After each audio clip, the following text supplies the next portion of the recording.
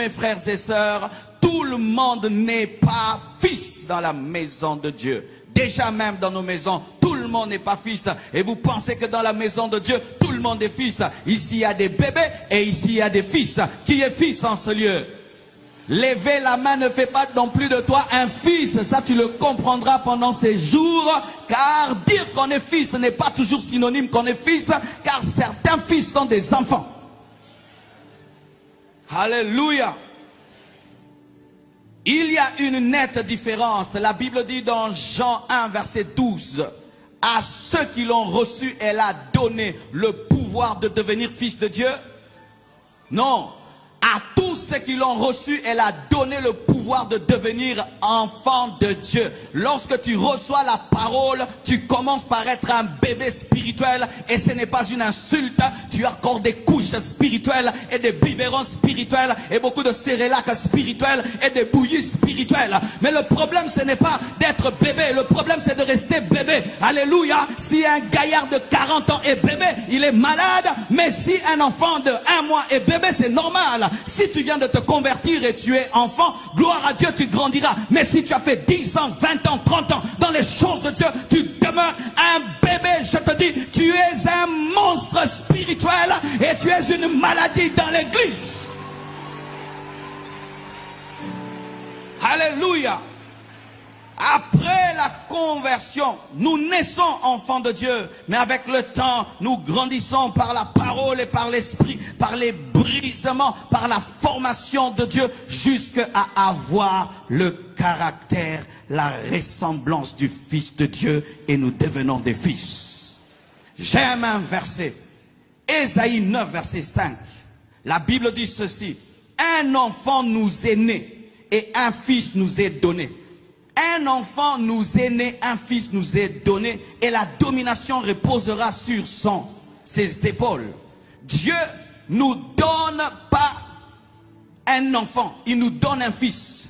L'enfant naît, mais c'est le fils qui est donné.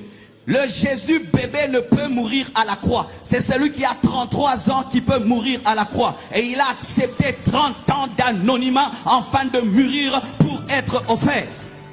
Si Jésus-Christ, le Fils de Dieu, a respecté le principe de la maturité, tel il est, tel nous sommes, nous devons également respecter le principe de la maturité. Que ce soit dans le ministère, que ce soit dans les affaires, que ce soit dans le mariage, nous devons respecter le principe de la maturité. L'enfant nous est né, mais c'est le Fils qui est donné. C'est le Fils qui meurt à la croix. C'est le Fils qui ressuscite. C'est le Fils qui se marie. Il est impossible que l'enfant se marie. Et le Jésus-Christ qui reviendra pour l'enlèvement ne sera pas un enfant, sera un fils. C'est pourquoi je suis contre toutes les représentations de Jésus-Christ bébé. Mon sauveur n'est pas bébé. Mon mari n'est pas bébé. Mon mari n'est pas bébé. C'est un péché et une insulte de représenter Jésus dans les bras de Marie bébé. Il n'est pas resté bébé. Celui qui est bébé, c'est celui qui est né, mais celui qui nous a été donné, qui est mort à la croix. Le sauveur, le roi des rois, c'est le Fils. Et chaque fois qu'on représente un Jésus bébé à côté d'une maman, bien aimé, entre maman et le bébé, c'est maman qui est plus importante. Bien aimé, Jésus-Christ est plus important que sa mère. Et c'est lui qui porte sa maman. C'est Jésus qui porte sa maman. Je dis que c'est Jésus qui porte sa maman. C'est Jésus qui porte sa maman. Sa mère était dans la chambre haute pour être baptisée du Saint-Esprit. Sa mère était dans la chambre haute pour parler en d'autres langues. Sa mère n'a pas prêché le jour de la Pentecôte, mais c'était Pierre. Alléluia. Jésus était déjà le sauveur de l'humanité lorsqu'il était dans la crèche. Mais Dieu a attendu qu'il croisse. Et la Bible précise que l'enfant croissait en sagesse, en stature devant les hommes et devant le Dieu. Si Jésus grandissait, toi aussi tu dois grandir, même si tu es fils de pasteur. Toi aussi tu dois grandir, même si tu es prédicateur. Toi aussi tu dois grandir, même si tu es apôtre. Toi aussi tu dois grandir, même si tu étais au début de l'église. Toi aussi tu dois grandir. Si Jésus grandissait, toi aussi tu dois grandir. Christ Christ dans l'Ancien Testament est présenté comme l'agneau d'un an, maturité. Ce n'était pas l'agneau d'un mois qui était sacrifié, c'était d'un an, maturité. Et la Bible dit, et la domination reposera sur ses épaules. La domination ne repose pas sur les épaules de l'enfant, mais repose sur les épaules du Fils. C'est le Fils qui a l'autorité, qui a le pouvoir.